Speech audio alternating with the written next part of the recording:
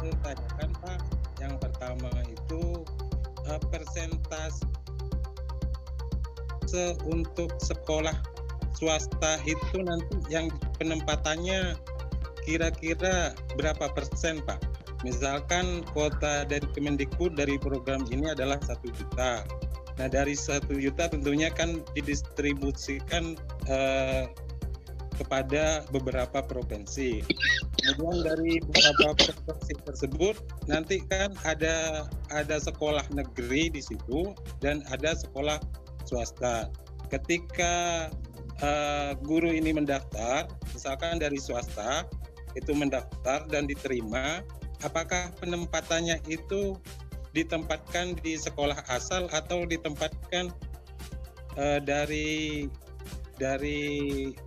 Kemendikbud atau dari pengusul, dalam hal ini pemerintah provinsi atau pemerintah kota, Pak?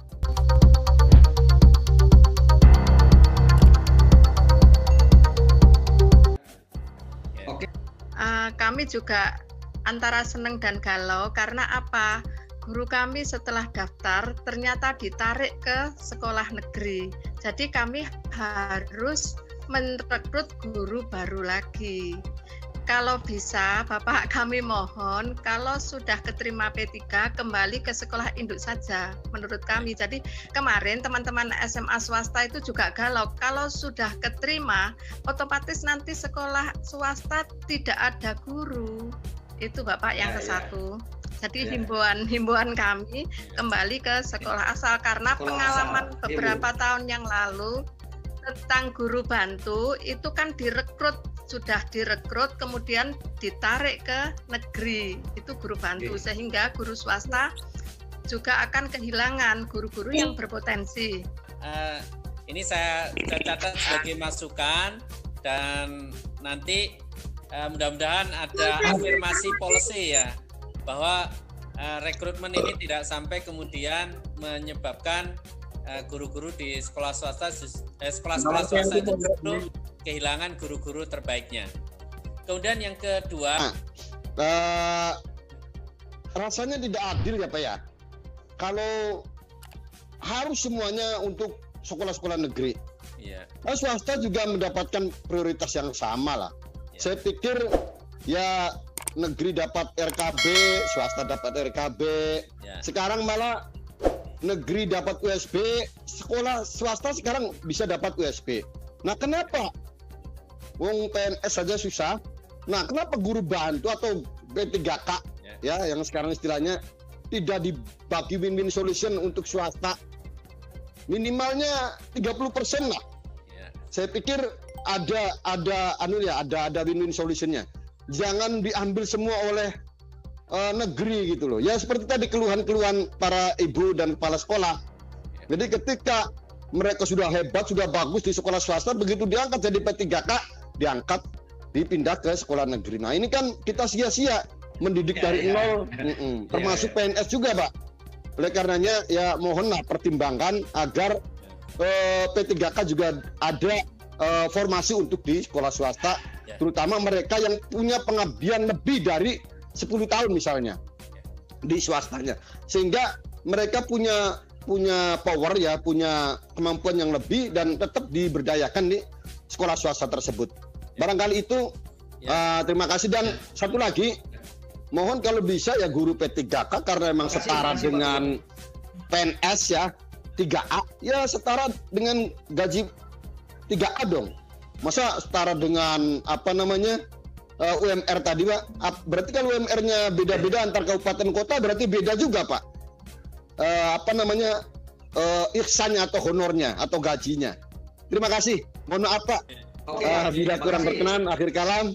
Ya, Kandauge, terima kasih. Assalamualaikum warahmatullahi wabarakatuh. Saya kira gitu Pak Haryanto. Saya akan catat ya, dan saya akan sampaikan ini karena ini satu hal yang menurut saya sangat penting yang dididik oleh teman-teman di sekolah swasta pun kan juga anak Indonesia. Saya kira saya sepakat dan nanti akan jadi bagian yang harus saya sampaikan. Kemudian yang kedua, P3K dengan guru bantu sementara beda karena P3K ini sebenarnya bagian dari ASN, aparatur sipil negara. Nah, cuman P3K dengan PNS sama persis. Yang beda itu ya tadi itu pensiunnya saja. Nanti gagasan terkait dengan pesangon dan apa, saya kira ini nanti berkembang ya. Ini satu suara masyarakat, dan menurut saya bagus juga sih orang sudah menjadi P3K 10 tahun, 15 tahun, masa cuma terima kasih doang kan gitu kan.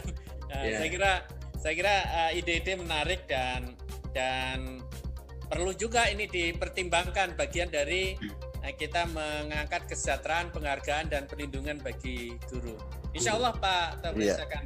Terima kasih. Yang pertama terkait dengan usulan dari Pak Tobroni atau Pak Ibu Siti Khotijah dan juga tadi yang garisbawahi oleh Pak Haryanto Ogi, saya setuju ya, mohon untuk dipertimbangkan terkait dengan P3K.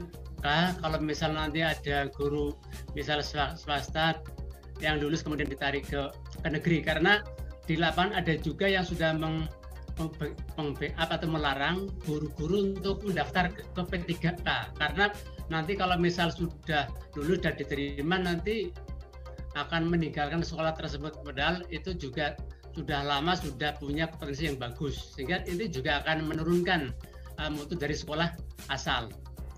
Kemudian dengan afirmasi terhadap masa pengabdian, kemudian sudah sertifikasi dan sebagainya, saya tidak bisa menyampaikan karena itu otoritas di panitia seleksi nasional.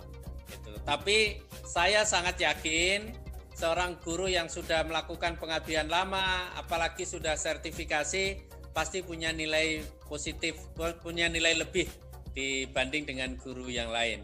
Segitu. Tapi detailnya saya tidak bisa menyampaikan karena itu wilayahnya panitia seleksi nasional. Gitu. Insya Allah ini tetap semangat sajalah. Ini kebutuhan pemerintah sangat tinggi kok terhadap kebutuhan guru P3K ini. Itu pasal 4 di mana itu tidak terkunci oleh KTP. Jadi Bapak dan Ibu silakan milih di kabupaten mana. Cuman memang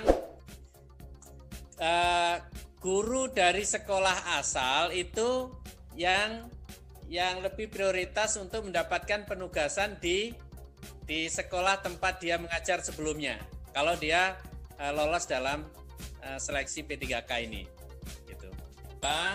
Syarat mengikuti ini itu kan hanya ada 2.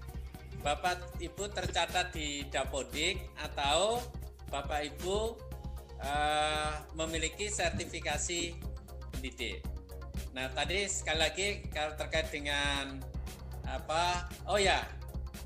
usia, pertimbangan usia, masa kerja, punya sertifikasi, saya tidak bisa jelaskan. Nah itu ranahnya di panitia seleksi.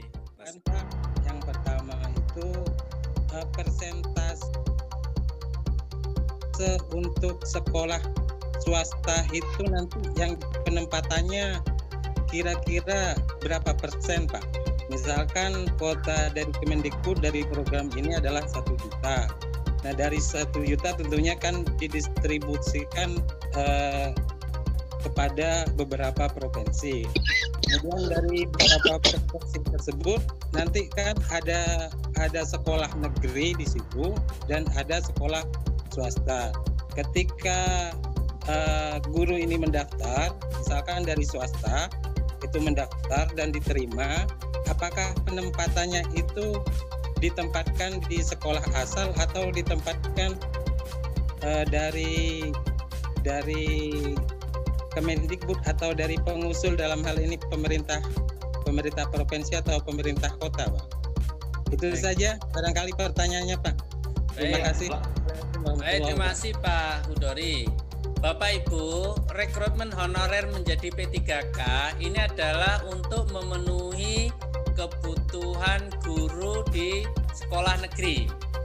Unsurnya Bapak dan Ibu bisa dari honorer yang ada di sekolah negeri maupun Bapak Ibu yang mengajar di sekolah swasta, atau Bapak Ibu tidak mengajar tapi punya sertifikasi pendidik. Gitu. Jadi nanti penempatannya ini itu akan satuan pendidikan yang diselenggarakan oleh pemerintah, yaitu sekolah negeri.